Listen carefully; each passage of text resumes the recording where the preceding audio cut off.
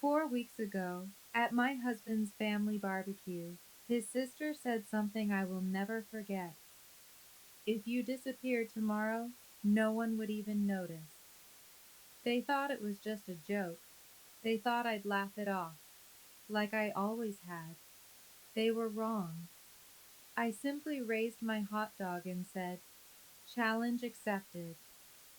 That night, I vanished from their lives. And what happened after that, when I reappeared a year later, changed the way they saw me forever. But to understand how I could walk away so easily, you need to know how I spent 7 years surviving as an outsider in that family. My name is Emily Crawford, or it was before I became Emily Ashford, 32 years old, 7 years married to Trevor Ashford, heir to Ashford Capital Management in Savannah, Georgia. Old money, 4 generations. The kind of family where your last name opens doors before you even speak. I wasn't born into that world. I grew up in Macon, 2.5 hours away. My father fixed cars. My mother cleaned houses for families exactly like the Ashfords. I worked my way through Georgia Southern University on a hospitality management scholarship. I was good at what I did, confident, clear about my future. Then I met Trevor at the country club where I worked part-time behind the bar. He was charming, attentive. He saw me, or so I thought. Within a year, we were married. And for 7 years, I slowly disappeared.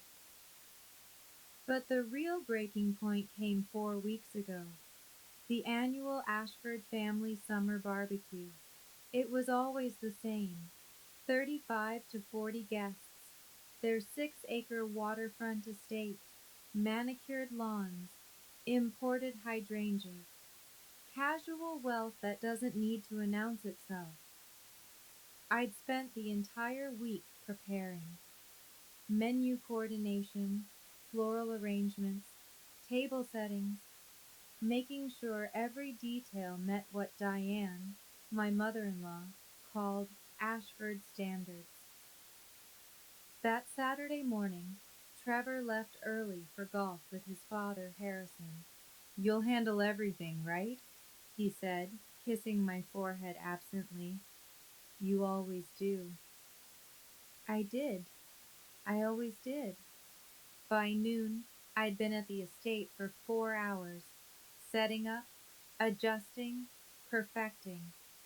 Diane had walked through twice, making small corrections to my work, moving a centerpiece 3 inches left, swapping my linen napkins for hers. "This isn't quite Ashford standard, dear," she'd said, not unkindly, just matter of fact, like I was staff receiving feedback. I'd brought my grandmother's peach cobbler. The recipe was handwritten on a card yellowed with age. It took me 3 hours to make, the one dessert that had received genuine compliments in past years. I set it carefully on the dessert table. Within minutes, Diane moved it to the back. Veronica's store-bought tiramisu took center stage. 1:30 p.m., the main table on the patio. I was seated between Trevor's elderly Uncle Frank, who was hard of hearing, and an empty chair reserved for Veronica, Trevor's younger sister. She arrived late, as always, with her fiancé, Justin Canterbury, tech entrepreneur. 6 months together, already planning a wedding.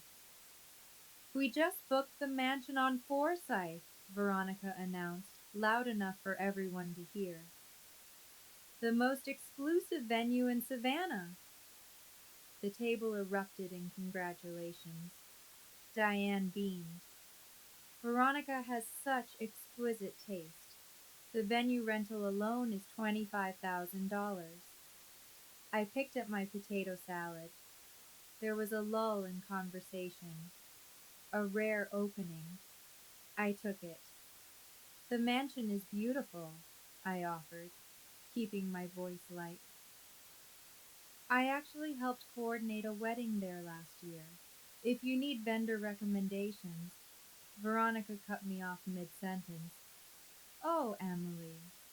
She smiled that saccharine smile. That's sweet. But we're working with premier vendors. Pause. Not the budget level you usually deal with. Light laughter rippled around the table. My face flushed, but I tried again. I just thought my experience might be helpful.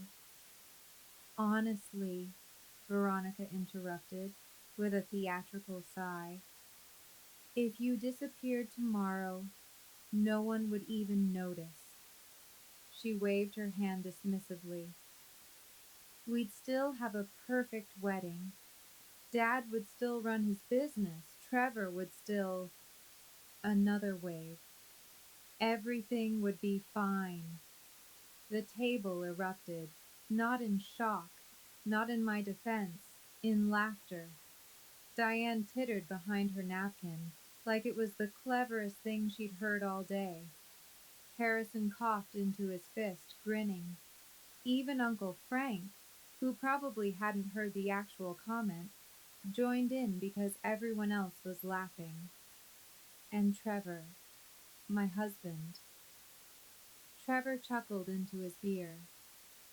Something inside me went very still, very quiet, very clear. I didn't cry. I didn't yell. I didn't stand up and make a scene they could later use as evidence of my emotional instability. Instead, I raised my glass of sweet tea. I locked eyes with Veronica, and I said, clearly enough for the entire table to hear, challenge accepted. A brief, confused silence fell. Veronica's smile faltered, just slightly. Trevor glanced between us, sensing something had shifted, but unable to identify what. Then Diane chirped, who wants Harrison to carve the brisket? And the moment passed. They went back to their conversations, their laughter, their perfectly maintained world. But something in me had fundamentally changed. For the rest of the afternoon, I didn't participate. I observed. I watched how easily they all moved through their assumed privilege, how Trevor seamlessly blended with his family, occasionally throwing me an absent smile. I catalogued every slight, every dismissal, every moment I'd been spoken over or around in the past 7 years. Most importantly, I listened to the voice inside me that had been whispering for years.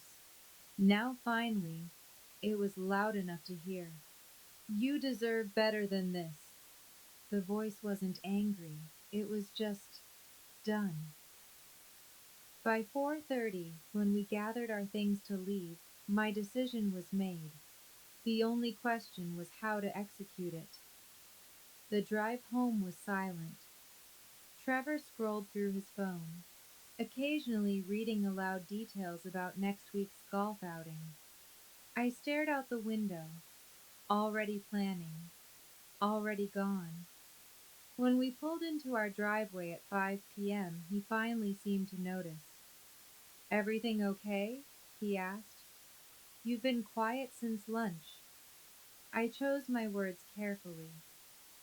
Veronica's joke about me disappearing. Did you think that was funny? Trevor sighed. He unbuckled his seatbelt. Don't start this again, Emily. Veronica was just being Veronica. You know how she gets at family gatherings. You laughed, I said simply. It was a joke. He opened his car door. Not everything needs to be analyzed to death.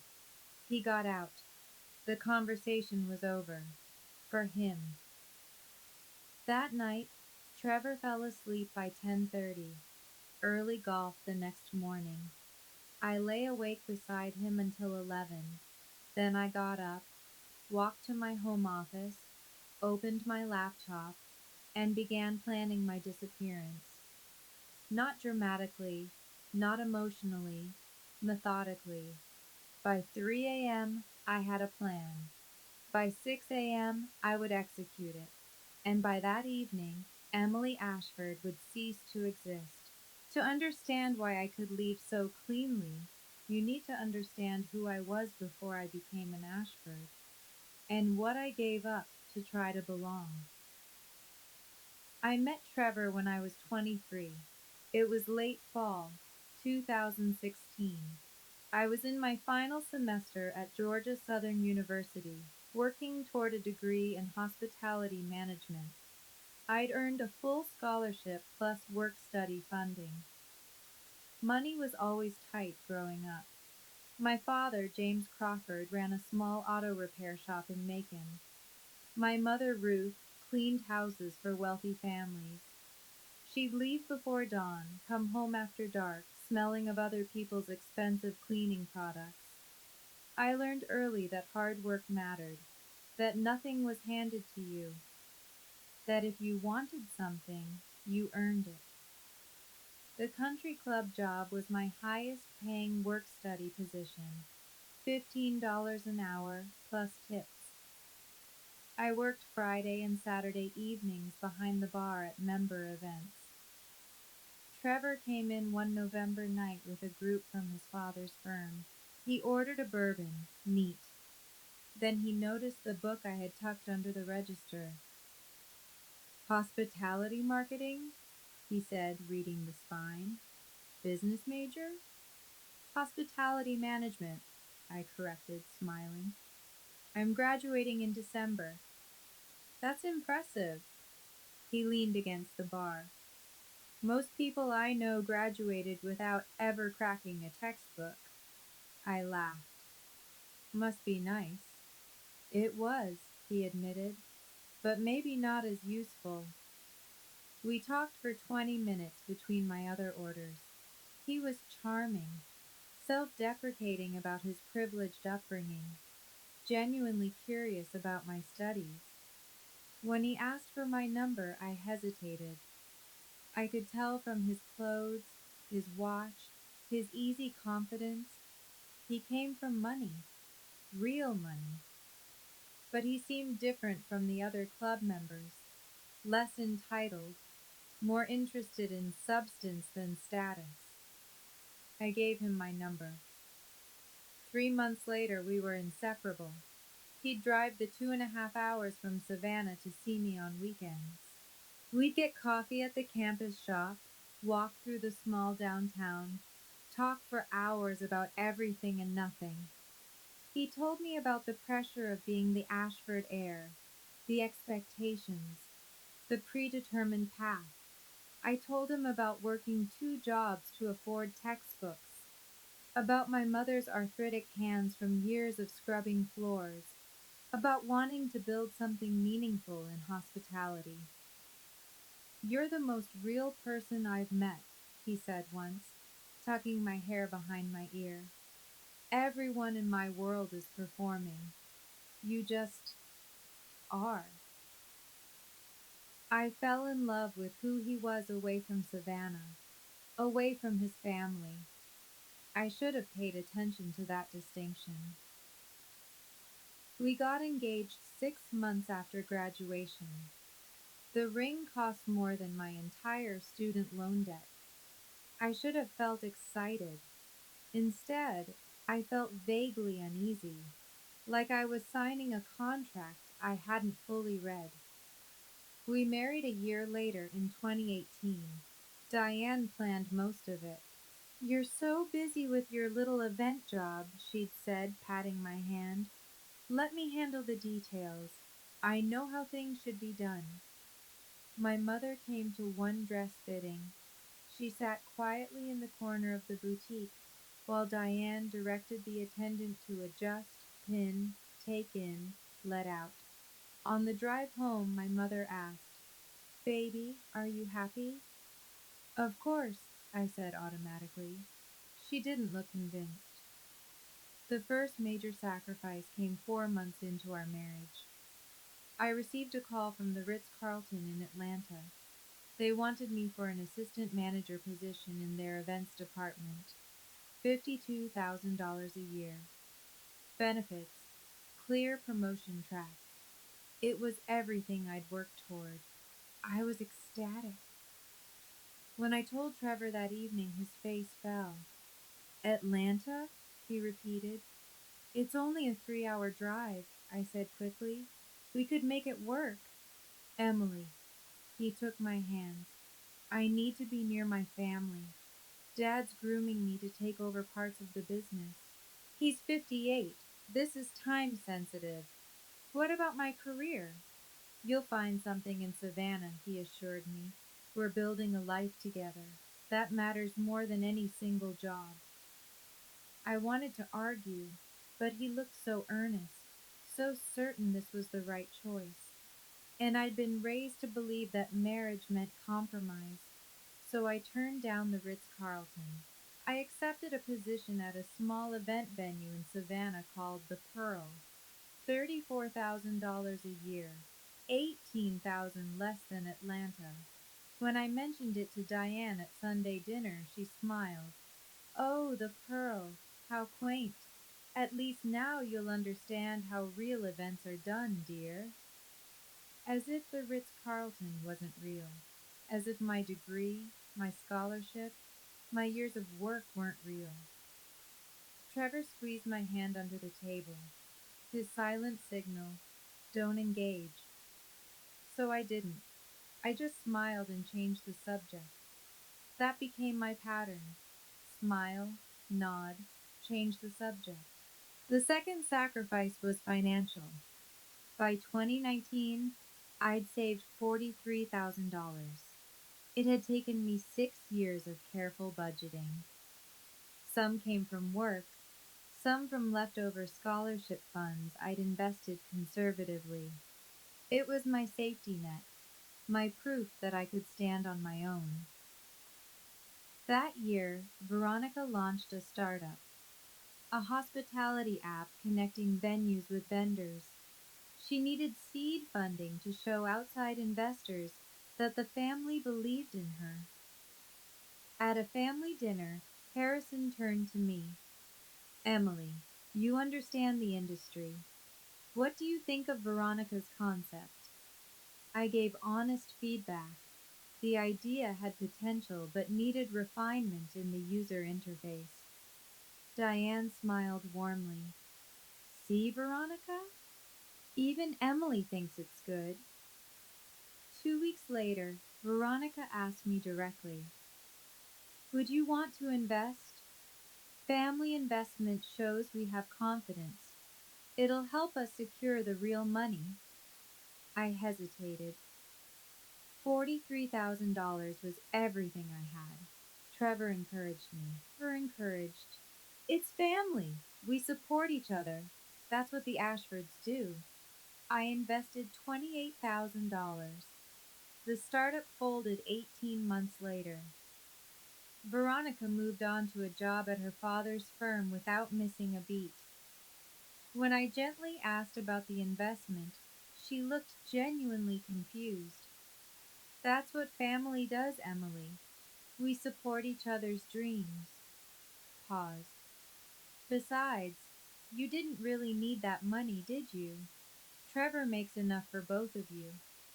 I did need it, but my needs had never been the priority. That same year, Trevor made some investment mistakes.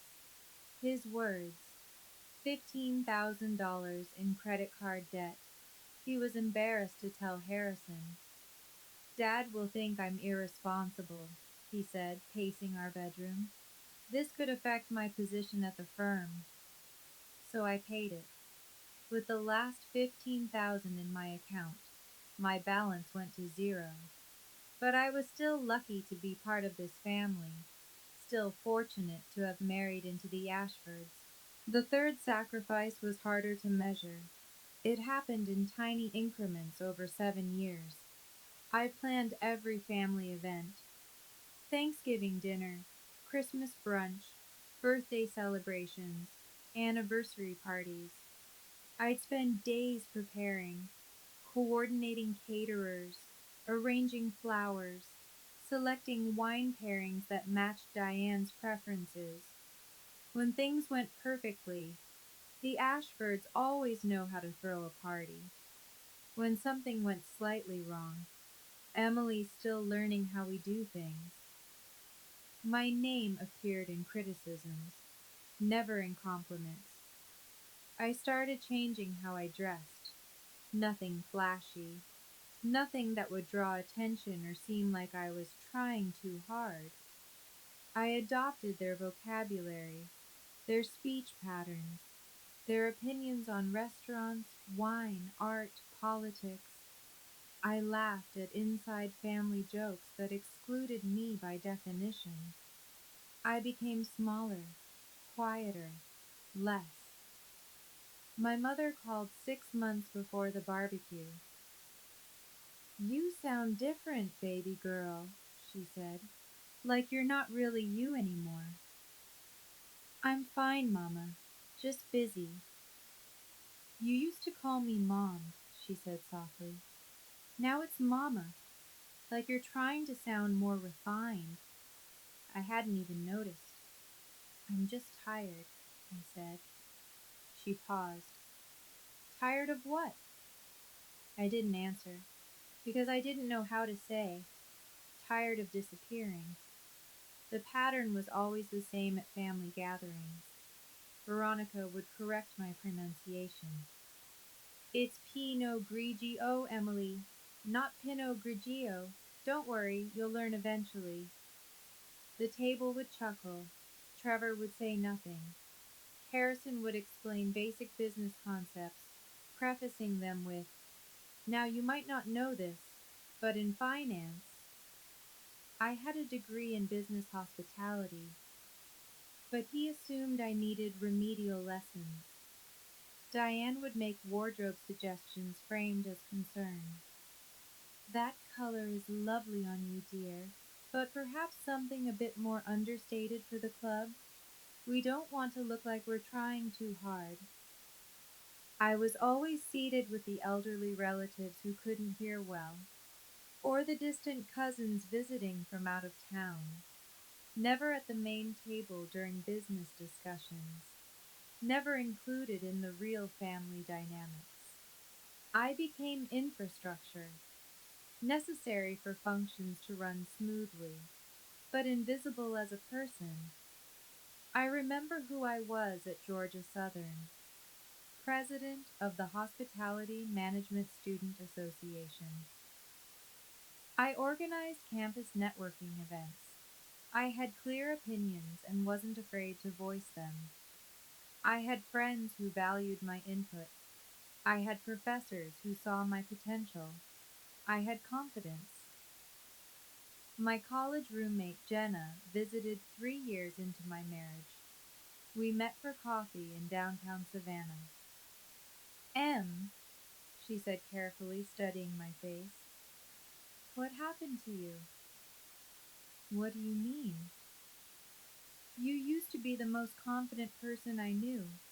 You'd walk into a room and command attention without trying." I laughed it off. "I grew up. That's what happens." "No." She shook her head. "You're shrinking, like you're trying to take up less space." "That's ridiculous," I said. But that night I cried in the bathroom while Trevor watched television in the next room. Because Jenna was right. I was disappearing, and I was complicit in my own erasure. By the summer of 2023, I'd become a ghost, going through motions, performing the role of Emily Ashford, while the real Emily Crawford died a little more each day. My client list at work had dwindled. I'd stopped pitching creative ideas because they were always not quite right for the venue's aesthetic. My friendships had atrophied. I rarely saw people from college. The few Savannah friends I'd made were Trevor's friends' wives, women who tolerated me but never quite included me. My professional confidence had eroded to almost nothing. I'd look at my work and second guess everything: the color palette, the table arrangement, the timeline. What if Diane thought it was tacky? What if Veronica made a cutting comment? What if Trevor was embarrassed? I'd stopped trusting my own judgment. At 23, I'd known exactly who I was. At 32, I barely recognized myself in the mirror. So when Veronica said, "If you disappeared tomorrow, no one would even notice," she wasn't being cruel. She was being honest. In their world, I was already invisible. The real me had disappeared years ago. All that was left was the performance of Emily Ashford, and that night after the barbecue, I decided the performance was over. That night, Trevor fell asleep by 10:30. He had an early tea time with his father. 7 a.m. He needed rest. I lay beside him in the dark, staring at the ceiling, listening to his steady breathing. At 11 p.m., I got up. I didn't turn on lights in the hallway, just moved quietly to my home office and closed the door. I opened my laptop. The screen's glow felt harsh in the darkness. I pulled up a fresh browser window and typed, "Apartments Charleston, SC." My hands didn't shake. I didn't cry. I felt something I hadn't felt in years: clarity. I searched methodically: one bedroom apartments, month to month leases, furnished options, price ranges I could afford on my salary alone. Then I searched divorce lawyer, Savannah, Georgia. I opened a notepad document and began listing everything I'd need: bank accounts, separate finances, documentation of joint assets, my personal documents, items that were unquestionably mine. By 1 a.m., I had 12 tabs open: apartments, legal resources, job listings in Charleston hospitality, moving truck rentals. By 3 a.m., I had a rudimentary plan. It wasn't perfect, but it was a start. I closed the laptop and sat in the dark office for a long moment. This was real. I was actually doing this. By 6 a.m., I'd hear Trevor's alarm. He'd kiss me goodbye, drive off to golf with Harrison, and then I'd begin. I went back to bed at 3:30. Trevor never stirred. I didn't sleep. I just waited. At 6 a.m., Trevor's alarm went off. He showered quickly, dressed in his golf clothes. I pretended to still be asleep. "Love you," he murmured, kissing my forehead. "I'll be back around 3." The front door closed at 6:15. His car pulled out of the driveway. I counted to 60. Then I got up and called Jenna. She answered on the third ring, voice thick with sleep. "Em, it's 6 in the morning. Are you okay?" "I need help," I said. "I'm leaving Trevor. Today." Silence. Then, "What do you need?" Not, "Are you sure?" Not, "Have you thought this through?" Not, "Maybe you should wait." Just, "What do you need?" "A place to stay tonight," I said, "and someone to help me pack." "I'm in Charleston," she said. 2 hours. I'm leaving now." "Jenna, don't do anything until I get there," she interrupted, then paused. "Actually, no. Do whatever you need to do. I trust you." Those words, "I trust you." I hadn't heard them in so long. "Thank you," I whispered. "I'll bring coffee," she said, "and boxes. See you at 8. Jenna arrived at exactly 8 a.m. with 3 large coffees, packing tape and a stack of flattened boxes. Where do we start? She asked, setting everything on the kitchen counter. Bedroom, I said. Only what's mine. We worked methodically. Clothes from my side of the closet. Not the dresses Diane had suggested I buy. Not the outfits Trevor preferred. Just the pieces that felt like me. My laptop. My phone charger. External hard drive with my professional portfolio. Photos of my parents. My grandmother. My college graduation. Nothing with the Ashfords. My grandmother's handwritten peach cobbler recipe, carefully tucked into a folder. When Jenna held up a decorative vase from the living room, I shook my head. Diane gave us that for our first anniversary. But you like it, Jenna said. No, I corrected quietly. I learned to like it. She put it back without another word. By 11 a.m., we'd filled 4 boxes and 2 suitcases. My entire life, distilled to what fit in my car. While Jenna organized items in the garage, I sat down at the kitchen table with my laptop. I pulled up our joint bank account.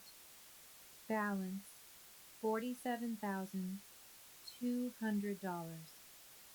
I did the math twice to be certain. Half was $23,600. I logged into my personal account, the one I'd maintained separately throughout our marriage, despite Trevor's suggestions to simplify into joint accounts. I transferred exactly $23,600, not a penny more. Then I pulled up our shared bills spreadsheet. Mortgage payment due next week, $1,500.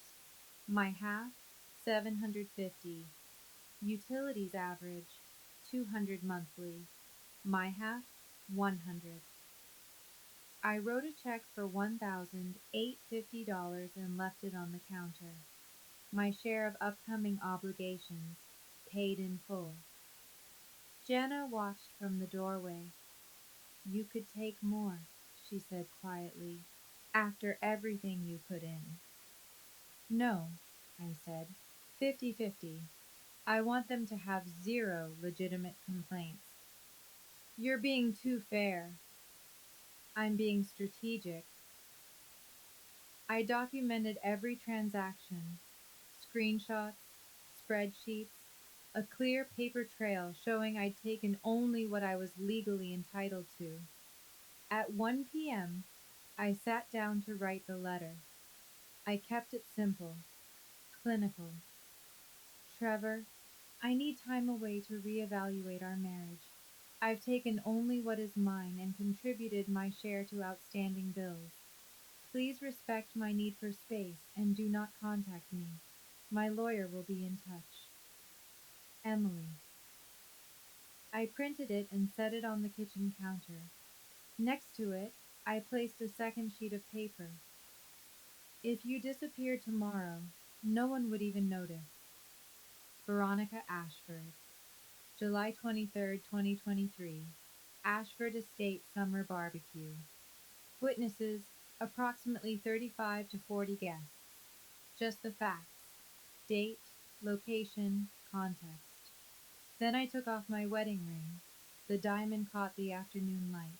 I set it on top of the letter. It felt lighter than I expected.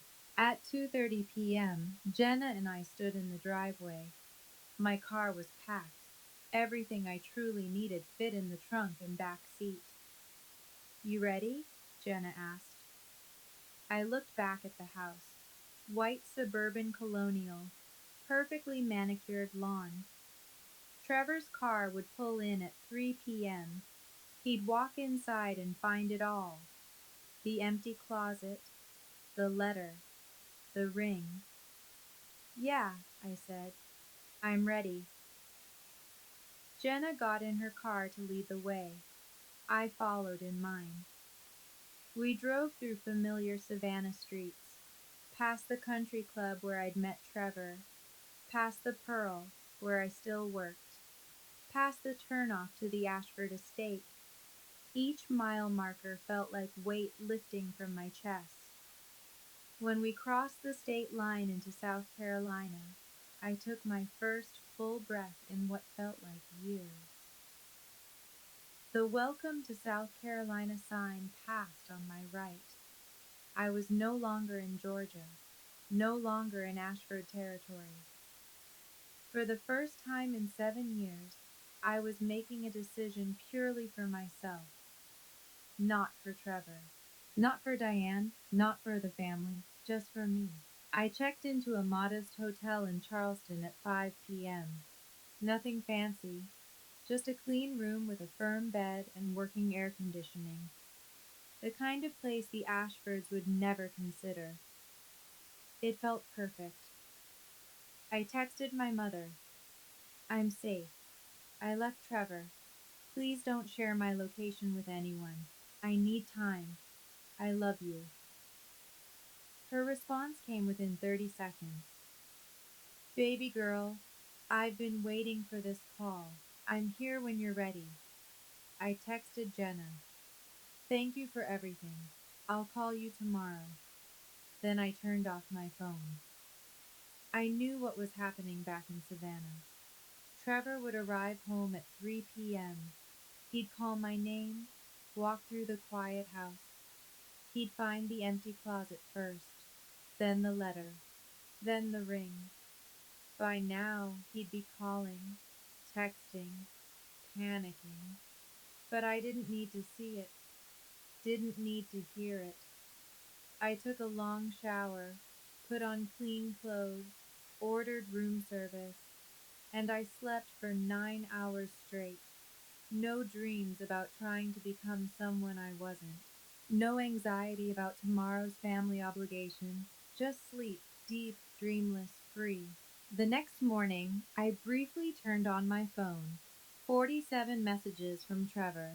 I scrolled through without opening them, just reading the preview text. 6:47 p.m. Where are you? 7:15 p.m. Call me. This is ridiculous. 8:30 p.m. Emily, come home so we can talk. 9:45 p.m. My mom is worried. At least let her know you're safe.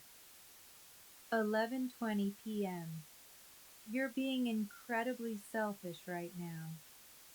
1:30 a.m. Fine. Take your space. I have Tokyo in 3 days anyway. We'll talk when I get back. I read through them all. Not once did he mention Veronica's comment. Not once did he acknowledge his failure to defend me. Not once did he ask what he might have done wrong. It was all about my overreaction, my timing, my selfishness. I sent one text to my mother. I'm safe. I'll call you in a few days. Please tell no one where I am. Then I turned the phone off again. I opened my laptop and pulled up the Charleston hospitality job listings I'd bookmarked 2 nights ago. The challenge had been accepted. Now came the hard part, building a life where my presence actually mattered. Charleston welcomed me with 3 days of steady rain. Jenna had found me a month-to-month furnished studio in her neighborhood. 500 square feet, creaky wood floors, a bay window overlooking a small courtyard. After the sprawling suburban house I'd shared with Trevor, it should have felt claustrophobic. Instead, it felt like a cocoon. It's nothing fancy, Jenna apologized as she helped me carry boxes up the narrow stairs. But the landlord doesn't ask questions and the location is great. I set down a box and ran my hand along the kitchen counter. Worn, but solid. It's perfect, I said. It's mine. That first week was pure survival mode. I opened a new account at a local credit union. not one of the major banks where the Ashfords had connections, somewhere small, anonymous. I set up mail forwarding through Jenna's address. No direct trail leading to me. I bought a new phone with an 843 area code, Charleston's number. A clean break from my old Savannah line. I updated my LinkedIn profile carefully, removed any projects obviously connected to Trevor's network, highlighted my independent work at the Pearl. Experienced hospitality professional seeking operations management opportunities in the Charleston area. Professional, vague, no mention of Savannah. Within 10 days, I'd applied to 15 positions. 3 responded with interview requests. One of them was the Grand Palmetto. The Grand Palmetto was a boutique hotel and event venue in downtown Charleston. Historic building, 32 rooms, an event space that could host up to 150 guests. The owner, Catherine Hughes, was 55 with silver-streaked hair and the most direct manner I'd encountered in years. Our interview was scheduled for 2 p.m. on a Thursday. I arrived 15 minutes early. Portfolio prepared, references ready. Catherine met me in her office overlooking the harbor. "I don't care about your resume," she said immediately, waving away the folder I'd pulled from my bag. "Resumes tell me what you think I want to hear." I hesitated. "Show me work you did because you couldn't not do it," she continued. "Personal projects. Things you created for yourself." I pulled up a folder on my tablet I hadn't opened in 5 years. Concept designs for events. Experimental color palettes. Layout ideas that were impractical but beautiful. Things I'd created late at night when inspiration struck, before I'd learned to second guess everything. Catherine studied them in silence. She zoomed in on details, scrolled slowly. Finally, she looked up with those sharp blue eyes. "You've been hiding," she said. It wasn't a question. "These are good, really good, but they're old. Why did you stop?" The honest answer came out before I could filter it. "Because where I was, being visible meant being criticized." She nodded once. "When can you start?" The offer was operations manager, $58,000 a year. Performance bonuses tied to event revenue. Potential equity options after 2 years of proven results.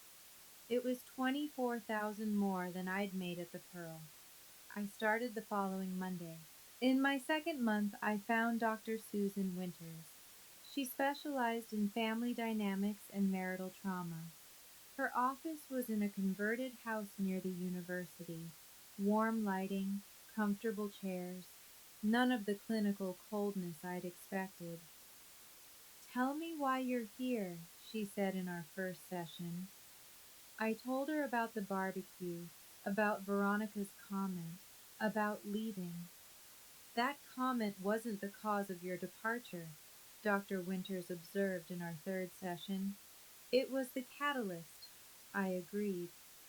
"Tell me about the first straw," she prompted, "not the last one." That question unlocked 7 years of memories.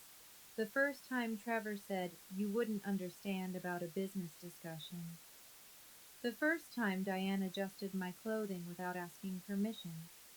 The first time Veronica laughed at something I said, and everyone joined in. "What did you do when these things happened?" Dr. Winters asked. "Nothing," I admitted. "I thought that was how they showed love." "And now? Now I know that wasn't love." I paused. "That was tolerance. And tolerance isn't enough." We met weekly, 50-minute sessions that left me emotionally drained but incrementally stronger. Unpacking 7 years of subtle erosion took time, but I was finally doing the work. By month 4, I was working 60-hour weeks at the Grand Palmetto. Each successful event rebuilt my confidence brick by brick. Guests thanked me directly, not through layers of family filter, just straight acknowledgement. My ideas were implemented without lengthy justification. Catherine would ask my opinion and then actually use it. The feedback was direct but constructive. After one particularly flawless wedding, the bride found me checking final details near the kitchen. "You made our day perfect," she said, eyes bright with champagne and happiness. "Thank you so much." Simple words, but directed at me, not credited to some family legacy or institutional reputation. Just, "You did this. Thank you." I realized it was the first time in 7 years someone had directly thanked me for my work. Not through Trevor, not deflected to the Ashfords, not minimized as helping out, just recognized. Month 4 brought a promotion. Catherine called me into her office on a Tuesday afternoon. "Emily, you've transformed our operations in 4 months," she said without preamble. "Client satisfaction is up. Repeat bookings increased. You've trained staff to think proactively instead of reactively." She slid a folder across her desk. "Senior Operations Manager, $67,000, effective immediately, plus restructured bonus tied to quarterly performance. That was $9,000 more than my current salary." "Thank you, Don't thank me," Catherine interrupted. "You earned this. The question is, do you know your value?" I paused. For 7 years, I'd been told my value was conditional, tied to how well I adapted, how quiet I stayed, how little space I took up. "Yes," I said, "I'm starting to." "Good," Catherine said, "because I'm going to need you to know it with absolute certainty for what comes next." Month 7 changed everything. Catherine asked me to stay after work one evening. "I'm thinking about expanding," she said, pulling up property listings on her computer. "There's a historic venue that just went into foreclosure. Beautiful bones, harbor views, needs extensive renovation." She turned the screen toward me. The Marianne Estate. Even in the distressed listing photos, I could see its potential. "I want a partner," Catherine continued, "not just an employee, someone with vision and operational expertise."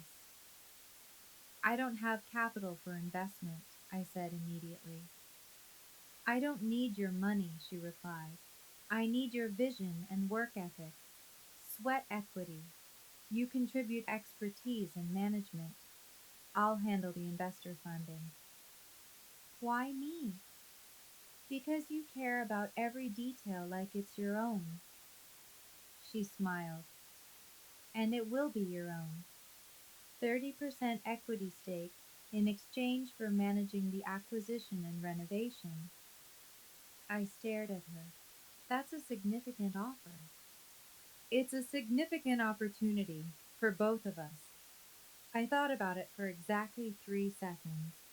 "Yes," I said. By month 10, we'd closed on the Marianne Estate. Purchase price plus renovation budget, $380,000. Funded through Catherine's investor network. I managed the entire project. For 3 months, I practically lived at that property, meeting with contractors, selecting finishes, redesigning the layout for optimal event flow. Walking through the gutted space for the first time, Catherine asked, "Can you see it?" I looked at water-stained walls, broken chandeliers, peeling wallpaper. "Garden ceremony space here," I said. pointing to the back terrace.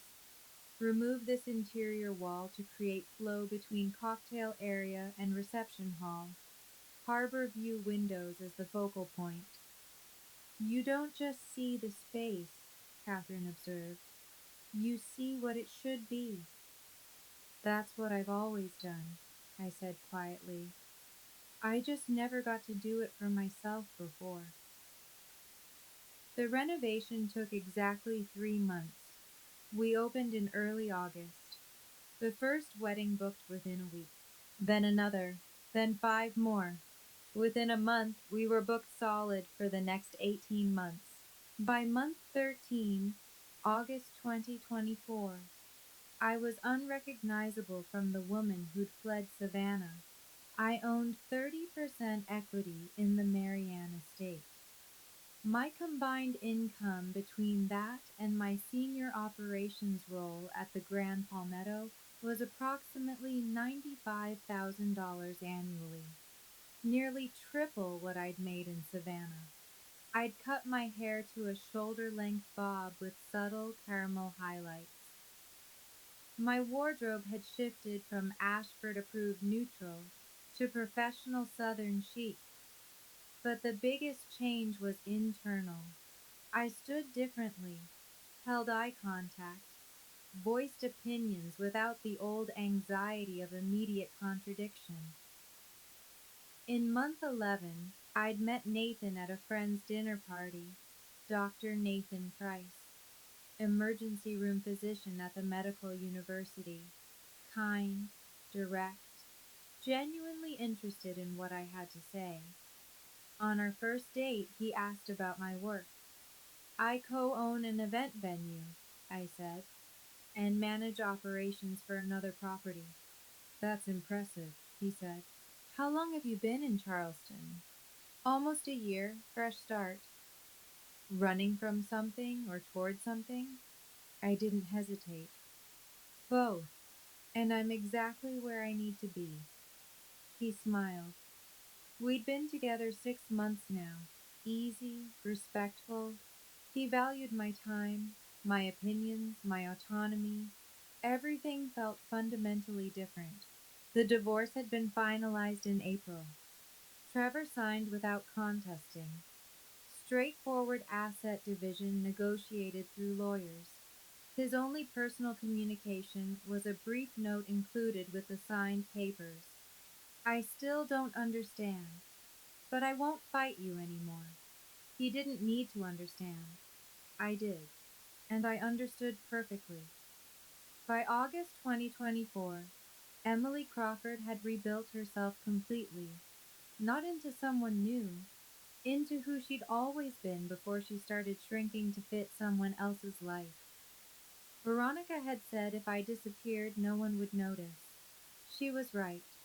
The person who disappeared was Emily Ashford, the performance I'd maintained for 7 years. The person standing here was Emily Crawford, confident, successful, visible, and Charleston was paying very close attention. I'd accepted Veronica's challenge in a way she never anticipated. I disappeared from their world entirely and built my own. Now, standing in my office at the Marianne Estate, reviewing bookings that stretched into 2026, I felt something I hadn't felt in years. Pride. Not in what I'd survived, in what I'd created. And in exactly 4 days, Veronica would discover what happened when you challenge someone to disappear, because her wedding venue had just burned down, and the only available replacement in a 100-mile radius was mine. 6 weeks before Veronica's wedding, fate intervened. The mansion on Forsyth Park, Savannah's most prestigious venue, suffered a kitchen fire in early July. No injuries, but significant structural damage. The venue was unusable for the foreseeable future. Veronica's $60,000 wedding, scheduled for August 17th, was suddenly homeless.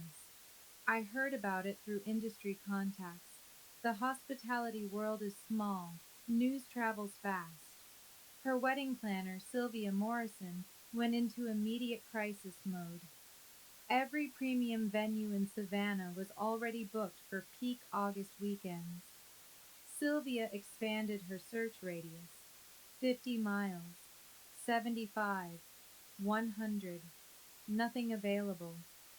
Finally, someone in her network mentioned a new property in Charleston, the Marianne Estate.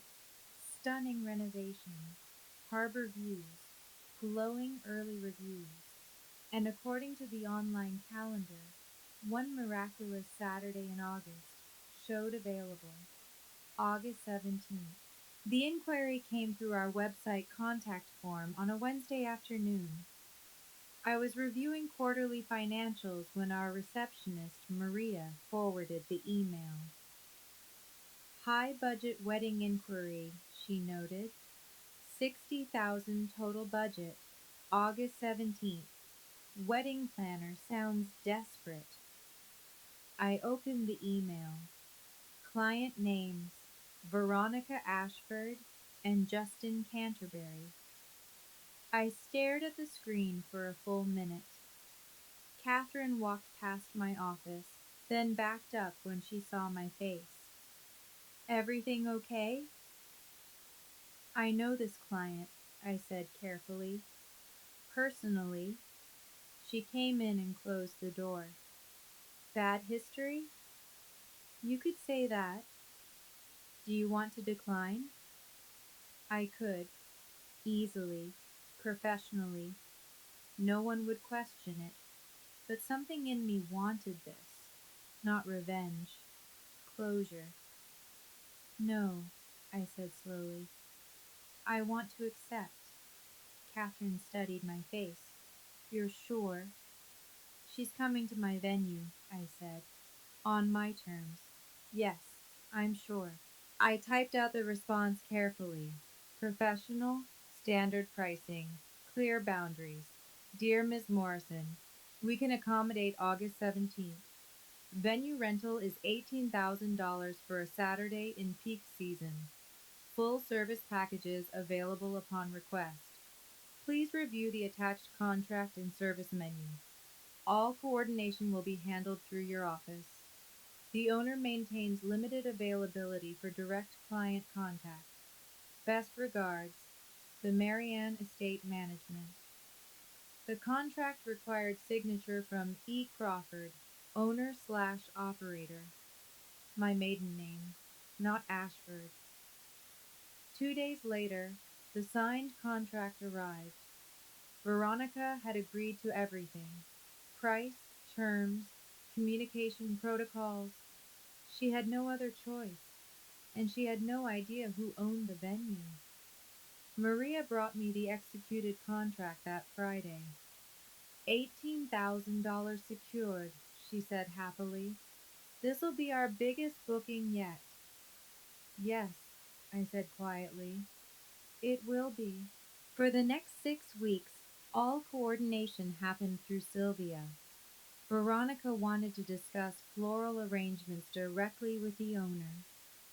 Maria politely explained the owner wasn't available, but that I would personally oversee all details. Veronica wanted to tour the property a second time. We scheduled it for a Tuesday when I had a site visit in North Charleston.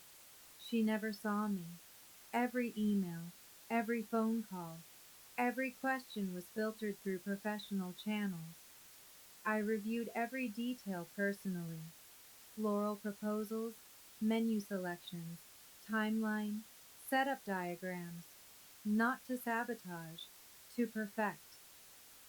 Because the Marianne Estate's reputation mattered more than personal history, and because I wanted her wedding to be flawless.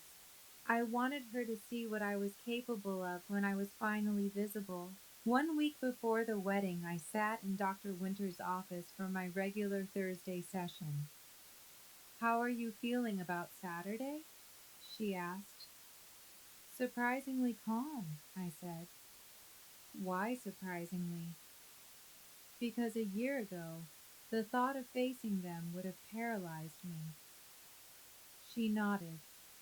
And now I realize they're just people, people whose opinions no longer define me. Do you think they'll recognize you? Eventually, yes. I'm planning to be visible during the reception. How does that feel? I considered, like closing a circle, not in anger, just completion.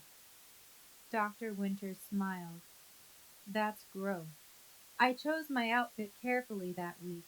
An emerald green dress, sophisticated but distinctive, the kind of dress Emily Ashford would never have worn to an Ashford family event. Too bold, too noticeable, exactly right for Emily Crawford. Nathan offered to attend as support. Do you want me there? He asked over dinner Tuesday night. I need to do this myself, I said, but thank you for offering. He reached across the table and squeezed my hand. Call me when it's over? I will. He understood boundaries, respected autonomy. Everything felt different with him. Saturday morning, August 17th, 2024. Exactly 1 year and 3 weeks after the barbecue. I arrived at the Marianne Estate at 6 a.m. The ceremony was scheduled for 2 p.m. Reception at 5:30. I walked through every space personally. Garden setup, perfect. Chairs aligned. Arch positioned for optimal harbor view. Cocktail terrace. Bartenders briefed. Appetizer stations positioned. Reception hall. Table settings flawless. Lighting programmed. Sound system tested. Every detail exactly as specified. At noon, I gathered the staff. Today needs to be perfect, I said. Not because of who the bride is, because the Marianne estate doesn't do anything less than perfect. Our head coordinator, James, nodded. Everything's ready, boss. Good. I'll be visible during the reception. Professional, courteous. And if they recognize you? Maria asked quietly. She was one of the few people who knew my history. They will, I said. That's the point. At 1 p.m., I retreated to my office.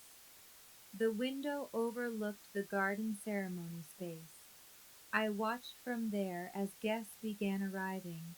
Black SUVs, luxury sedans, valet parking filling up. Then I saw the Ashford family cars. Harrison's Mercedes, Diane's Lexus, Trevor's BMW.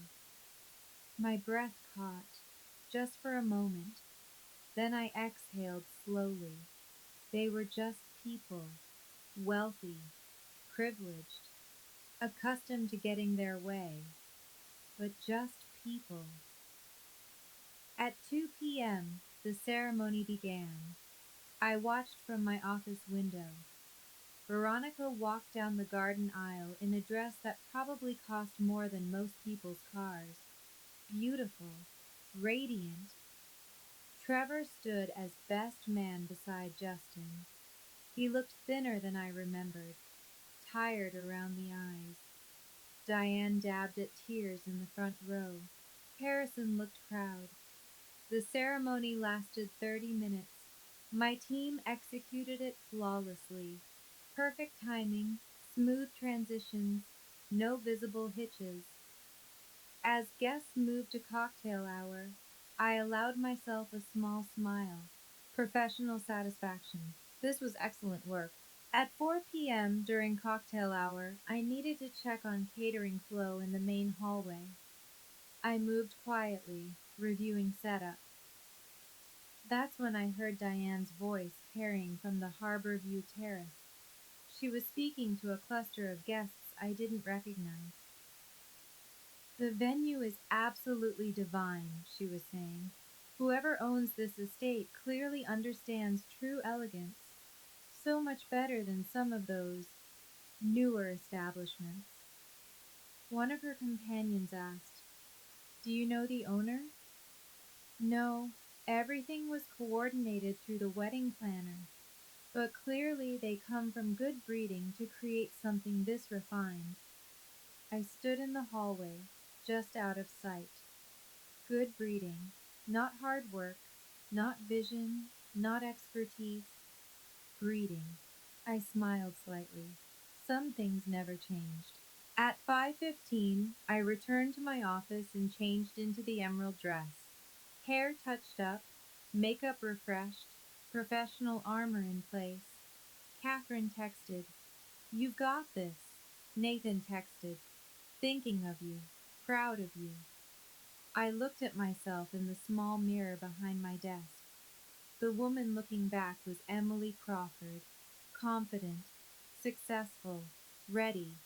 At 5:30, reception dinner service began. I gave it 15 minutes to settle. Then I walked out of my office, into the reception hall, into view. Time to be seen. I walked into the reception hall at 5:45 p.m. Dinner service was underway. Guests at their assigned tables, waitstaff moving smoothly between courses.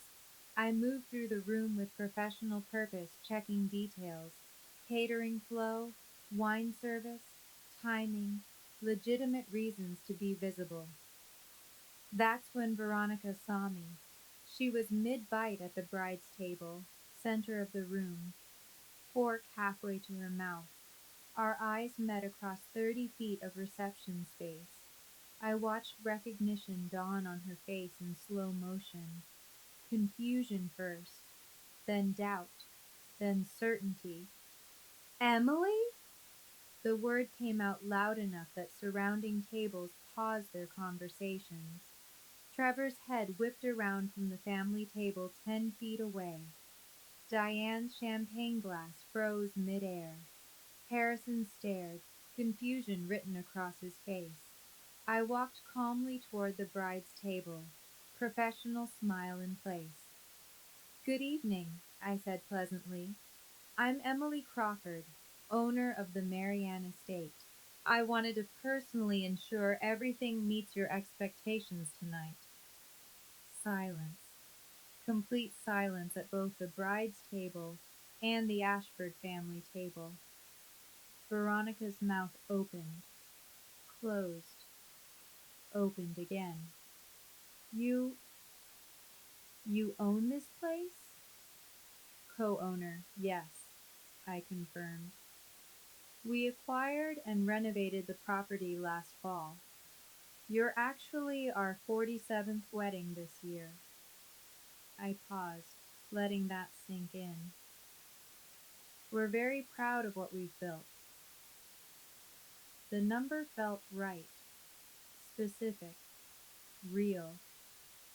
Veronica was still processing, unable to form coherent words. Justin, her groom, looked between us with growing concern. Trevor stood up abruptly, nearly knocking over his chair. "Emily," his voice came out rough. "You look. This is unexpected." I turned to him, cordial but distant. "Hello, Trevor. Congratulations to your family. The ceremony was lovely." "We've been trying to reach you," he said. "The lawyer said everything was handled appropriately through legal channels." I interrupted smoothly. "Our divorce was finalized in April." Diane's sharp intake of breath was audible across the room. "Finalized?" she repeated, voice tight. I nodded. "Yes. Clean division of assets. Everything settled." I didn't elaborate, didn't justify, just stated facts. Harrison pushed back his chair, attempting to reassert some paternal authority. "This is highly irregular," he blustered. "If we'd known the owner was—" I cut him off. Professionally, politely. "You'd have what, Mr. Ashford? Chosen a different venue?" He hesitated. Sylvia contacted 12 properties before finding us. We were Veronica's only available option for August 17th. I paused. This is a standard business transaction. Your daughter is receiving excellent service at fair market rate. That's what matters. The power dynamic had completely shifted. Harrison had built an empire on negotiations and leverage. Here, he had neither. Diane appeared at my elbow, her practiced social smile firmly in place. Emily, darling, she said with forced brightness, what a surprise to see you. We had no idea you were involved with this venue. No reason you would, I replied evenly. I've been in Charleston for 13 months, building my business. How enterprising, Diane managed. The word hung in the air. Enterprising. The kind of compliment that wasn't quite a compliment. I smiled slightly. Yes, it has been. Veronica finally found her voice. Well, she said defensively, it's a beautiful venue. I suppose we should. Thank you. No need, I said. You're paying full price. $18,000 for venue rental. Standard rate for peak August Saturday. I let that number land. Then I looked directly at Veronica. You once said something at a family barbecue. Do you remember? Her face went pale. You said if I disappeared tomorrow, no one would even notice. The surrounding tables had gone completely quiet. You were right about one thing. I did disappear from a life where I was invisible. I gestured to the venue around us. The flowers, the lighting, the flawless execution. What you're experiencing tonight, every detail you see. This is what I'm capable of when I'm actually seen. Beat of silence. Now, if you'll excuse me, I have a wedding to run. Enjoy your evening. I turned and walked away, calm, dignified, unbothered. I heard Trevor call after me, but I didn't stop, didn't turn around, just kept walking, professional, composed, exactly as I'd planned. From my position near the bar, I watched the Ashford family table descend into whispered chaos. Diane leaned in close to Harrison. Urgent conversation. Trevor kept staring across the room at me. Veronica was struggling to maintain her bride composure while Justin tried to understand what just happened. Other guests had noticed the tension, curious glances, murmured speculation. But dinner service continued. My staff maintained perfect professionalism. Whatever personal drama unfolded, the event would be flawless. At 6:30, Trevor found me near the kitchen entrance. Emily, please, can we talk? Privately? This is a professional event, Trevor. We have nothing personal to discuss. Our lawyers settled everything. But I didn't know. He gestured helplessly. About all this. You never told me you wanted to own. I told you many things over 7 years, I said quietly. You weren't listening. I walked away before he could respond. Second time tonight. It was getting easier. At 7 p.m., Harrison rose to give his father of the bride toast. I was standing near the back of the room with Catherine, who'd arrived to observe the event execution. Family is everything, Harrison proclaimed, raising his champagne glass. We Ashfords stick together. We support each other. We lift each other up through all of life's challenges. The irony was not lost on me. Catherine leaned close. You okay? More than okay, I whispered. I'm free. She squeezed my hand. The guests applauded Harrison's toast, clinked glasses, resumed conversations. The wedding continued as if nothing had happened. But everything had changed. At 8 p.m., Veronica and Justin had their first dance. At Last by Etta James. Classic, romantic, predictable. I stepped out onto the terrace for air. The harbor stretched dark beyond our property, city lights reflecting on water. I heard footsteps behind me. Diane. May I speak with you? She asked. I nodded. She joined me at the railing. For a moment, neither of us spoke. This venue is extraordinary, she finally said. You've clearly found your place. It wasn't an apology, but it was acknowledgement. Veronica's comment last summer, Diane continued carefully, at the barbecue, that was unkind. It was honest, I replied. In your family's context, I was invisible. I just needed to find a context where I wasn't. Diane nodded slowly. She didn't apologize, didn't make excuses, just stood there for a moment, then walked back inside. The closest thing to accountability I would receive, and I found I didn't need more. At 8:30 Nathan arrived. His medical conference had ended that afternoon. We'd timed his arrival for after the critical confrontations. He found me on the terrace. How are you holding up? He asked, wrapping his arm around my shoulders. I'm good, I said, leaning into him. Really good. They treated you badly. Yes, but that's not who I am anymore. He kissed my temple. No, you're the woman who built this. Inside, guests were moving to the dance floor, DJ transitioning to upbeat music. "Want to go in?" Nathan asked. "In a minute," I said. "I just want to stand here and appreciate what this feels like." What does it feel like? I thought about it. Like I finally proved something. Not to them, to myself. At 9:30, I watched the cake cutting from my office via security camera. Veronica and Justin cutting into a 5-tier masterpiece. Guests applauding. Flashes from phones. Professional satisfaction settled over me. This was excellent work.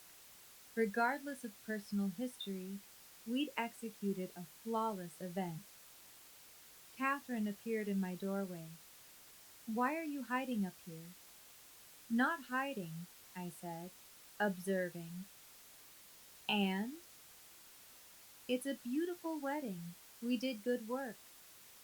"We didn't do anything," Catherine corrected. "You did this." I smiled. "Yeah, I did." At 10 p.m., there was a soft knock on my office door. Trevor. "Can I come in?" I considered saying no, but I was curious what he'd say when his family wasn't watching. Briefly, he entered and closed the door, stood awkwardly near the bookshelf. "I was wrong," he said without preamble. "About everything. You were never the problem." "I know," I said simply. "I've been in therapy," he continued, "since you left. Dad thought it was unnecessary, but I needed to understand." That surprised me. "I'm glad," I said sincerely. "My therapist helped me see how I failed you, how I didn't stand up for you. Not against Veronica, not against Mom, not even against my own expectations that you'd just adapt to whatever we needed." He ran a hand through his hair. "I keep thinking about that barbecue, about Veronica's joke and how everyone laughed, how I laughed." His voice cracked slightly. "I didn't understand what you meant when you said challenge accepted, and I thought you were being dramatic." "And now?" "Now I realize you were declaring independence from all of us." We sat in silence for a moment. Is there any chance? He stopped, started again. Not now, but eventually. Is there any chance for us? I looked at him, at the man I'd loved for 8 years. I felt affection, compassion, even a whisper of the old attraction, but the connection was severed, not by anger, by growth. No, Trevor, we both needed to become different people.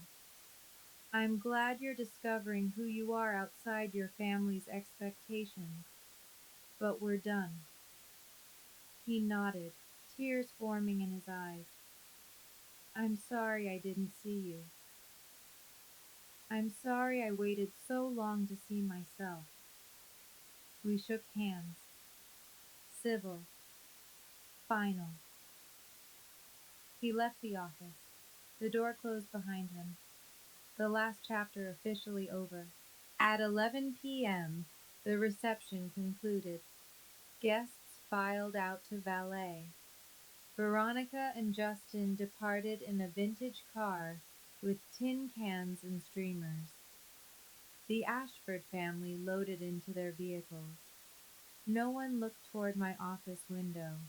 No one waved goodbye. Perfect symmetry.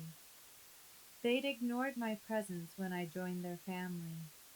They'd ignored my presence tonight. The difference was, now I didn't care. They were irrelevant to my life. At 11:30, I walked through the empty venue with Catherine and Nathan, candles burning low, flowers still fresh, evidence of a perfectly executed event. Another successful wedding, Catherine said. The best one yet, I agreed. Nathan wrapped his arm around my waist. You created something beautiful tonight. We did, I said. The whole team. Stop deflecting, Catherine said gently. You led this. Own it. I smiled. Yes, I did this. Not in spite of them, without them. And that made all the difference. Sunday morning, I woke up in my Charleston apartment to sunlight streaming through the bay window. I made coffee and sat at my small kitchen table with my laptop. There was an email from Sylvia, the wedding planner. Subject, thank you from the bride. I opened it. Emily, Veronica asked me to pass along. Thank you for making the day beautiful, despite everything. I stared at the message for a long moment. Despite everything. As if my competence existed in opposition to our history. As if professionalism was surprising given the circumstances. I closed the email without responding. I didn't need her thanks, didn't need her acknowledgement. The wedding had been flawless because that's the standard I held myself to, not for her, for me. For, instead, I opened the Marianne Estates Instagram account. I selected 3 professional photos from the wedding, the garden ceremony, the reception hall, the cake cutting, beautiful images, expertly captured by our photographer. I wrote a simple caption, Congratulations to Veronica and Justin, wishing you a lifetime of seeing each other clearly, professional, classy, unbothered. I hit post. Within an hour, we had 50 new followers, 3 venue inquiries, 2 messages complimenting our work. Catherine texted, perfect caption, you're a class act. Nathan texted, that's my girl, proud of you.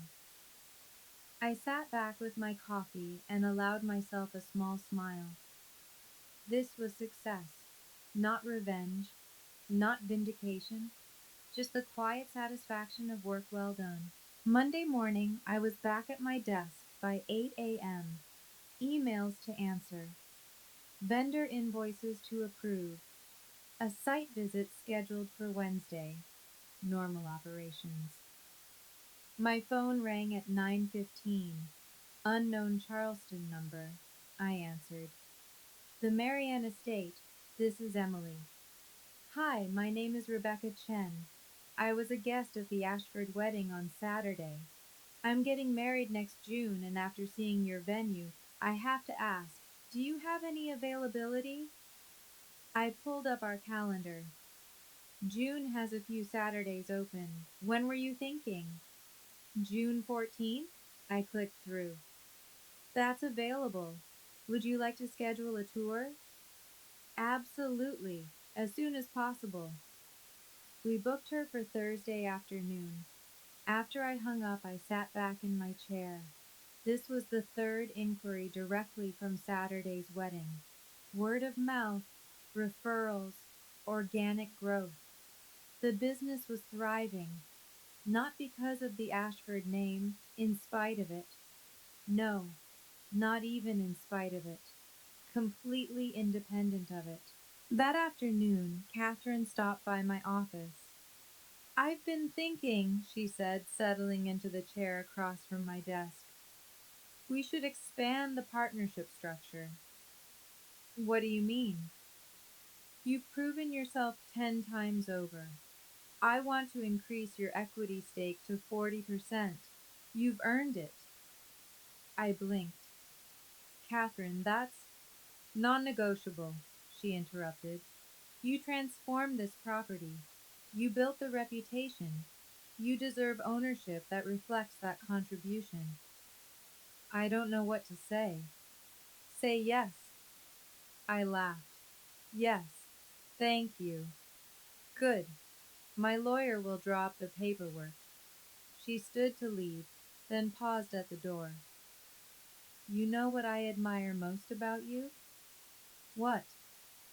You never made yourself smaller to make others comfortable. Not here, not with me, not with clients. I did once, I said quietly, for 7 years. But not any more, Catherine said, and that's what matters. Wednesday evening, I had dinner with my mother at a small restaurant near the College of Charleston. She'd driven up from Macon, first time visiting my new life. We ordered shrimp and grits, sweet tea, pecan pie for dessert. You look different, baby girl, she said, studying my face across the table. Different how? Like you can breathe again. I smiled. I can. I'm proud of you, she said, reaching across to squeeze my hand. For leaving, for building this, for knowing your worth. You taught me that, I said. You worked 2 jobs to give me opportunities. You never let anyone make you feel small. I also stayed quiet when I should have spoken up, she said. When Trevor's family treated you poorly, I saw it. I should have said something sooner. I wouldn't have listened, I admitted. I needed to see it myself. Well, you saw it, and you did something about it. She smiled. That takes courage. We talked for 2 hours about Charleston, about the business, about Nathan, about everything I'd built in 13 months. When we said goodbye in the parking lot, she hugged me tight. You're exactly where you're supposed to be, she whispered. I believed her. Friday afternoon, I received a LinkedIn message from Trevor. Emily, I know we said our goodbyes on Saturday, but I wanted you to know I resigned from Ashford Capital this week. I'm moving to Seattle, starting over in a city where no one knows my family name. My therapist thinks it's healthy. I think it's necessary. You were right. We both needed to become different people. I hope you're happy. You deserve to be. T. I read it twice. Then I typed a brief response. Trevor, I'm glad you're finding your own path. I wish you well. Emily Short, kind, final. I meant it. I did wish him well. His journey wasn't my concern anymore, but I could hope he found what he needed. That evening, Nathan and I took a walk along the Battery. The sun was setting over the harbor, families strolling, tourists taking photos. "You've been quiet today," he observed. "Just thinking," I said. "About?" "About how different everything is. A year ago I was terrified, uncertain, starting from zero. And now? Now I own 40% of a thriving business. I have work I'm proud of, people who value me." I squeezed his hand. "A relationship where I don't have to shrink to fit." "You never had to shrink," Nathan said. "They just convinced you that you did." "That's the thing about gaslighting," I said. "You don't realize it's happening until you're already small." We walked in comfortable silence for a while. "Do you regret it?" Nathan asked. "Any of it?" I thought about that. I regret the time lost, but I don't regret learning the lesson. Which is? That the opposite of disappearing isn't being noticed. It's becoming so fully present in your own life that external validation becomes unnecessary. He smiled. "That's very wise." I had a good therapist. We laughed. The following Tuesday, I was reviewing our booking calendar when I noticed something. We were fully booked through December 2025, 18 months of confirmed events. The Marianne Estate had become one of Charleston's premier venues in less than 6 months of operations, not through Ashford connections, not through old money networks, through excellent work, word of mouth, authentic reputation. I'd built something real, something mine, something that would exist long after the people who dismissed me had forgotten my name. Looking back now, I understand what Veronica's comment really was. Not cruelty, a gift. She challenged me to disappear. I did, but not in the way she meant. I disappeared from a life where I was diminished, where my worth was conditional, where love came with terms and requirements. And I reappeared in a life where I was valued, where my contributions mattered, where I could finally breathe. The best response to being invisible isn't demanding to be seen. It's finding the light where you already are. Sometimes the people who make you feel small are actually showing you that you're in the wrong room. The answer isn't to fight harder for a seat at their table. It's to build your own table and make it beautiful. I learned that you can't negotiate with people who've decided you're disposable. You can only remove yourself from systems that require your erasure. And when you do, when you finally walk away from people who can't see your value, you discover something profound.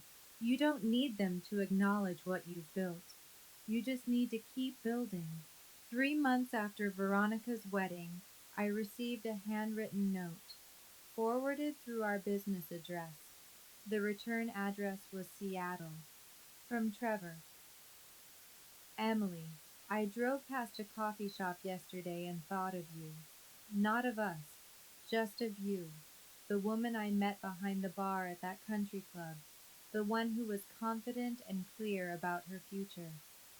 I finally understand what you tried to tell me for 7 years. I wasn't listening. I'm learning to listen now. Thank you for having the courage to leave. It forced me to look at things I'd been avoiding. I hope Charleston treats you well.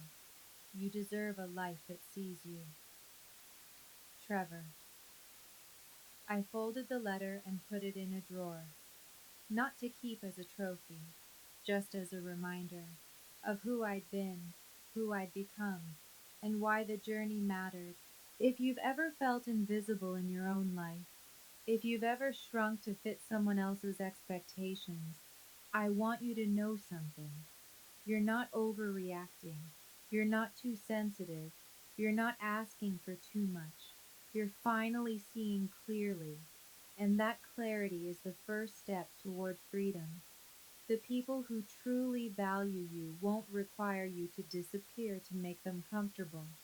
They'll celebrate the space you take up. If you've made it this far in my story, thank you for listening. If any part of this resonated with you, I'd love to hear your thoughts. And remember, the life you're meant to live is waiting on the other side of the courage to walk away from the one that's making you small. You deserve a table where your presence is celebrated.